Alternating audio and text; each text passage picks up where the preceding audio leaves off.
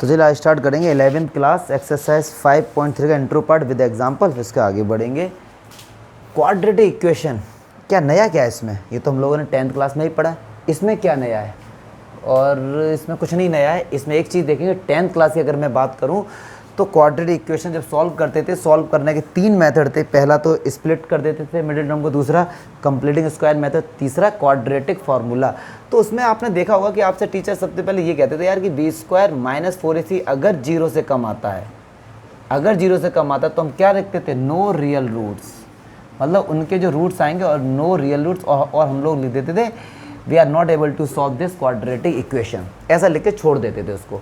अब 11th class में आए हैं तो थोड़ा उस चीज़ को पढ़ेंगे। अब ऐसा कुछ भी नहीं करेंगे, क्योंकि क्वाड्रेटिक इक्वेशन क्या होती है? ax square plus bx plus c, जिसकी डिग्री 2 होती है, ठीक है, वो क्वाड्रेटिक होती हैं।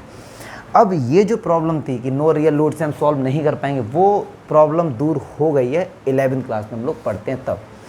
अब एक इसमें है, एक बहुत ही हल्का सा बताया गया है इसमें एनसीईआरटी में, फंडामेंटल थ्योरम ऑफ अलजेब्रा। इसमें इन्होंने प्रूफ लिख भी दिया ब्रैकेट में कि उसका विदाउट प्रूफ का कोई प्रूफ की रिक्वायरमेंट नहीं, बट होती क्या है हमको ये पता होना चाहिए यार। वैसे सीरियसली इसका कोई बहुत बड़ा रोल नहीं।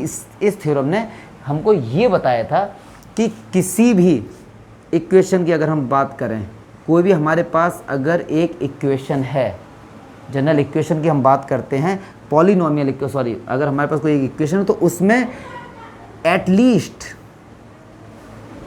1 रूट्स तो होंगे उसके, अगर वो इक्वेशन है। और इक्वेशन अगर वेरिएबल है तो उसे कम से कम 1 रूट तो होंगे। क्योंकि देखिए ज़रा, मैंने आपसे कहा ये भी एक इक्वेशन है। अब ये एक इक्वेशन नहीं है 2 बराबर 0 या 2 बराबर 2, ये तो कोई इक्वेशन हो ही नहीं सकती है। तो इक्वेशन का मतलब वेरिएबल। तो उन्होंने कई सारे एक्सपेरिमेंट किए। उन्होंने जब ये क्वेश्चन लिया तो इसके रूट्स 2 आए। देखो, अगर इक्वेशन की बात करते हैं तो रूट्स बोलेंगे, पॉलिनोमियल की बात करते हैं तो उन्हीं को जीरोस बोलते हैं। ये डिफरेंस होता है रूट्स में और जीरोस में। ऐसे ही उन्होंने x की पावर 3 वाला कुछ लिया तो उन्होंने देखा यार इसके 3 रूट्स आए हैं। तो ऐसे ही इस थ्योरम ने फाइनली क्या बताया कि किसी इक्वेशन की अगर n डिग्री है ना तो उसके रूट्स कितने होंगे? n रूट्स होंगे। बस इस थ्योरम में इतना बताया, जबकि ये बहुत काम की चीज़ है। इन्होंने हमको इतना बताया था कि अगर इसके इतने रूट्स हैं, n रूट्स हैं, बुक देना जरा, अगर इसके n रूट्स हैं तो उसके n डिग्री है तो उसके रूट्स भी क्या होंगे? n होंगे। ठीक है, ठीक है, चलिए बस यही है इसमें। और तो हमको ये पता है कि कोई भी हमारे पास अगर एक इक्वेशन है तो ये ध्यान रखो, किसी इक्वेशन कम से कम यार 1 रूट तो होगा ही, क्योंकि इक्वेशन ये भी है, इक्वेशन ये भी है, इक्वेशन ये भी है, तो इसके 1, इसके 2, एटलीस्ट का मतलब क्या था? 1 से ज़्यादा, 1 तो होगा, 1 से ज़्यादा भी हो सकता। तो इस थ्योरम ने केवल इतना ही बताया था। अब एक बात सुनो, हम लोगों ने क्वाड्रेटिक फार्मूला पढ़ा था -b प्लस माइनस इन root B square minus 4ac upon 2a। तो वहाँ ये इसलिए बोला गया था कि बी स्क्वायर माइनस 4ac अगर 0 से कम, मतलब नेगेटिव। अगर नेगेटिव है मतलब इसका जो आंसर आएगा वो नेगेटिव आएगा, और रूट के अंदर माइनस का हमको 10th क्लास में कुछ अता पता नहीं था क्या होगा।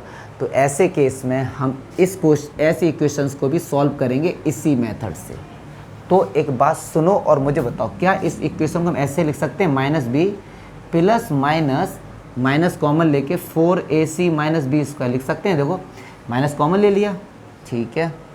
तो देखिए फिर हम इसको ऐसे भी लिख सकते हैं। इसका प्रूफ तो मैंने क्लास 10th में अपलोड किया हुआ है।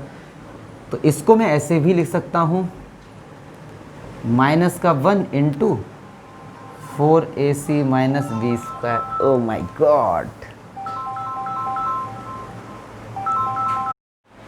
तो इसको इस तरीके से लिख देंगे। और फिर देखिए -b प्लस माइनस रूट -1 को i लिख सकते हैं। ये सोना पक्की बात है ना, इसको i लिख सकते हैं।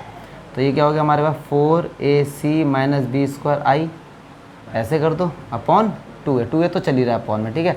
तो इस तरीके का यूज़ करके, कुछ नहीं, बहुत सिंपल क्वेश्चंस हैं, तो इस तरीके का यूज़ करके हम लोग कुछ एग्जांपल्स वगैरह हैं उनको देख लेते हैं। तो फंडामेंटल थ्योरम ऑफ अलजेब्रा ने केवल इतना बताया कि अगर इक्वेशन कोई है तो एटलीस्ट 1 रूट्स उसके होंगे, मतलब 1 से 1 तो होंगे, उससे अधिक भी हो सकते हैं। अगर क्वाड्रेटिक है तो 2 होंगे, क्यूबिक है तो 3 होंगे, वाई क्वाड्रेटिक है तो 4 होंगे।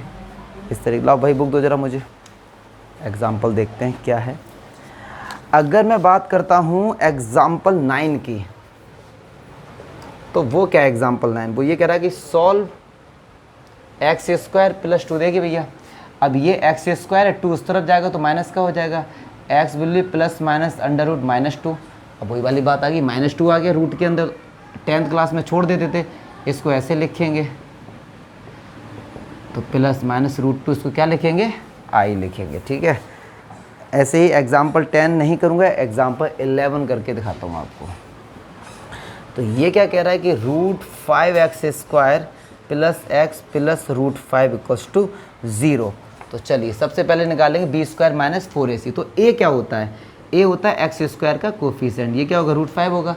b क्या होता है? x का कोफिशिएंट। c होता है कांस्टेंट। तो चलिए निकालते हैं। अच्छा, b² माइनस 4ac, b का स्क्वायर मीन्स 1 का स्क्वायर माइनस 4ac, तो ये 1 हो गया। √5 का √5 है, 5 4 जा 20 माइनस का 19, नेगेटिव आ गया। अब फॉर्मूला क्या होता है? माइनस का b प्लस माइनस इन √b² माइनस 4ac होता था, लेकिन अभी मैंने अगर इसका उल्टा किया था तो क्या था? 4ac माइनस b², और ये i। क्लियर है? Upon 2a। तो माइनस b कितना भाई? 1 प्लस इसकी वैल्यू कितनी आई थी फिर? रूट में 19i अपॉन a कितना भाई? √5, तो 2√5। यही आंसर आ रहा ना? हाँ एकदम ठीक। और ये i रूट के बाहर होगा। और एक ही और देखो, अब ये मत करना कि सर इसकी वैल्यू आपने -19 क्यों नहीं रखी? भाई -19 b² माइनस 4ac है, और ये 4 उल्टा है, तो जब उल्टा होता है साइन चेंज हो जाते हैं। तो अब मैं इसी वीडियो में ही इसकी एक्सरसाइज का भी सॉल्यूशन कर देता हूँ। क्यों? सारे क्वेश्चन तो कराऊंगा नहीं, इसी टाइप के ही हैं क्वेश्चन, और कुछ क्वेश्चन जो मुझे लगेंगे बताने के ही हैं वो मैं बता दूंगा। तो देखते हैं क्या। अब मैं इसमें बता दूं आपको, 4th बताऊंगा सीधे। अगर एक्सरसाइज की बात करते हैं, एक्सरसाइज इंट्रो पार्ट बहुत सिंपल था, इसकी मिसलेनियस बहुत इंपॉर्टेंट है। -x² प्लस का x माइनस का 2। सबसे पहले b² माइनस 4ac निकाल लीजिए। तो b कितना है? 1 का स्क्वायर माइनस 4a कितना है? -1, c कितना? -2। तो माइनस माइनस 4 2 जा 8 माइनस का 7 आ गया।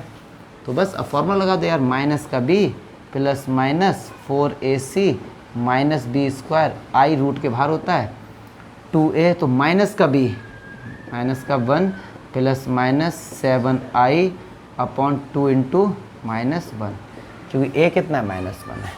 तो इस तरीके से सारे हो जाएंगे आपके। रूट से डरना नहीं है। मैं सीधे अब बताऊंगा आपको क्वेश्चन नंबर 8। √3x² माइनस, देखो अलग कोई टफ चीज़ हो तो मैं इसको बताऊं भैया आपको। और सब लोग घर पे बैठे मास्क भैया लगाए रखिए, सभी लोग हैं। ठीक है, चलिए b² माइनस 4ac निकालते हैं। क्या बात? b कितना है? माइनस का √2 का स्क्वायर 2 माइनस 4, a कितना है? √3, c कितना है? 3√3। 2 माइनस 4 3 जा 12, √3 का √3 में 3। सब कैलकुलेशन है इसमें, और कुछ नहीं है। अभी तो सब सारे आंसर माइनस में ही आ रहे हैं। क्यों आ रहे हैं? क्योंकि भैया रूट आई आएगा, तो बस फॉर्मूला यही रहेगा। बार बार क्यों लिखते हैं? वैल्यू पुट करेंगे। माइनस b कितना है? माइनस का देखो √2 है, तो ये प्लस का √2 हो जाएगा। प्लस माइनस, हाँ कहाँ माइनस? अरे यार ये 3 क्यों लिख दिया मैंने? क्या था यहाँ पे? 2 था ना यहाँ पे, तो माइनस का 34 ना, तो बस 34 आई अपॉन 2a कितना है? √3। तो इसी तरीके से ये सारे हमारे हो जाएंगे। अब जैसे कि क्वेश्चन नंबर 9 10 एक जैसे ही हैं, तो मैं 9 बता देता हूँ। देखते रहना हिमांशु आ रहा है कि नहीं आ रहा है। 1/√2, बच्चे कन्फ्यूज तो कुछ नहीं, √2 एलसीएम ले लो यार। तो ये क्या हो जाएगा? √2x² plus √2x plus 1 equals to 0। √2 चला जाएगा 0 में, तो बन गई नॉर्मल इक्वेशन। तो बस इसके कर लेना, मुझे नहीं लगता इसमें कुछ भी बताने लायक होगा, और ज़्यादा बकवास क्वेश्चन है, सिंपल। ठीक है।